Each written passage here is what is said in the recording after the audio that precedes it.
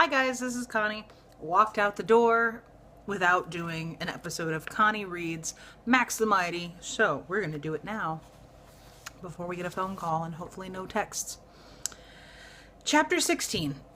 Sometimes the truth is just plain stupid. I like this chapter already.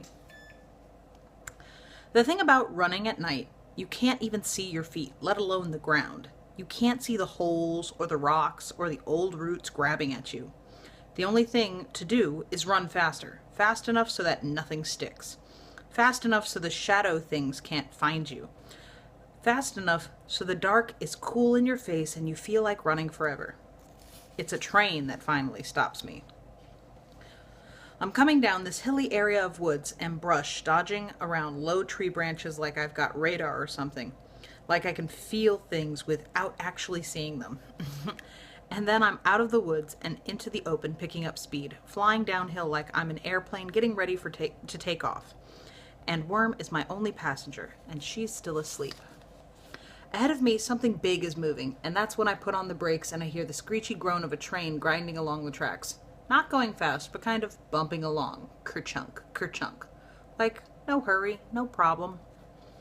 There's just enough light from the stars so I can see the long, dark cars moving against the sky. They're so heavy and slow and solid, and it looks like they'll roll on forever, as far as the track will go. Worm wakes up and puts her hands around my neck. "I dreamed we were flying, and I wasn't afraid," she says. I figure she'll ask me about what happened and why we ran away from Dip in the prairie schooner, but it's like she already knows and doesn't want to talk about it right now. "Hold on tight," I say, and she hangs on with all her might. I start jogging along beside the track, like we're in a race or something, me against the train, which turns out to be going faster than I thought, because I can barely keep up. In the movies, you see dudes jump on moving trains like it was nothing. Believe me, it's not that easy, especially if you've got a girl in your arms and you've only got one hand free. First, you have to run exactly as fast as the train is going, even though you're slipping in the gravel by the tracks and you're scared you'll slide under the wheels. Then you've got to grab hold of something and yank yourself aboard and not fall. By the time we finally climb onto this low car part of the train, I'm so scared I almost wet my pants. But Worm acts like she wasn't worried, like she knew I could do it. "You're amazing," she says, and sounds like she really means it. Yeah, right, the amazing dork.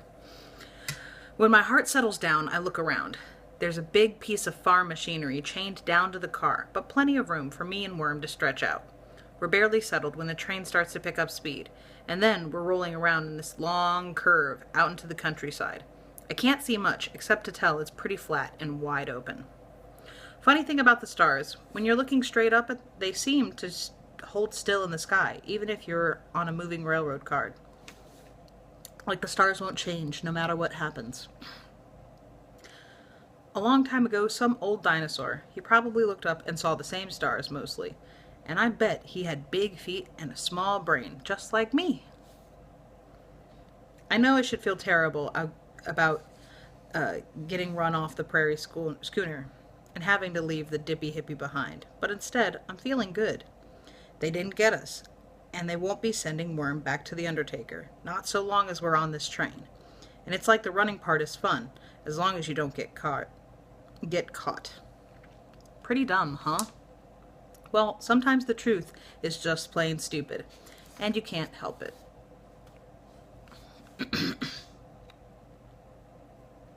Before long, the train settles into this rhythm, rattling along the tracks. Ker-chunk, ker-chunk, rackety-roo, ker-chunk, ker-chunk, rackety-roo. For a long time, Worm doesn't say anything, but I can tell she's thinking hard. And finally, she goes, "I wasn't really asleep when the cop car came." As usual, I go, "Huh?" "I just pretended," she says, "because I knew Max the Mighty would come to the rescue." Suddenly, my ears feel hot, and my throat is thick, and part of me is mad, but I don't know why. "Cut it out," I say. "There's no such thing." But Worm won't stop. "I heard stories about you," she said, insisting. "Kids talking, grown-ups too." It makes me feel weird to think that people talk about me when I'm not around, and I bet most of it is lies.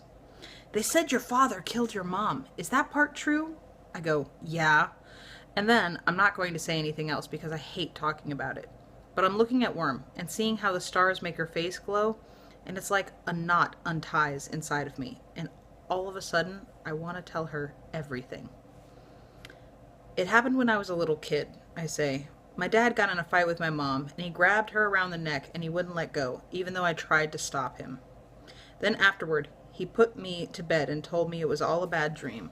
But I busted out a window and shouted for the police, and that's how he got sent to prison.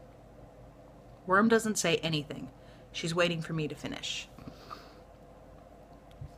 For a long time, I never wanted to think about it until Kevin and me got to be Freak the Mighty.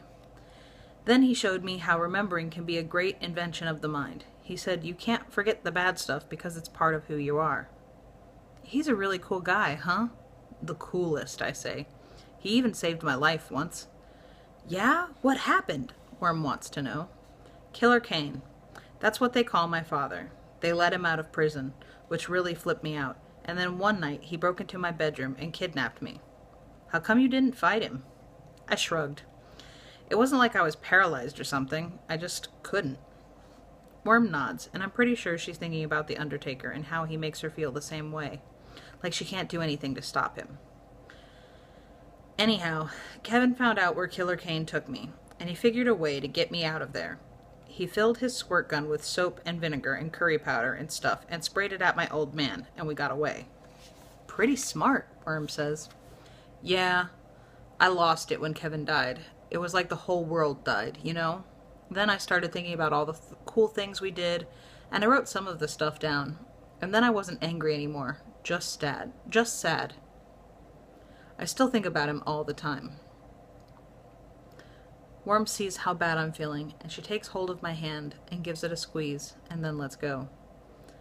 After a while, she says, You think when you die, you really go to heaven? I hope so. Yeah, she says. Me too. And that's the end of chapter 16. We'll have next time. Connie reads Max the Mighty. Be careful with that and enjoy. Please and thank you. Bye.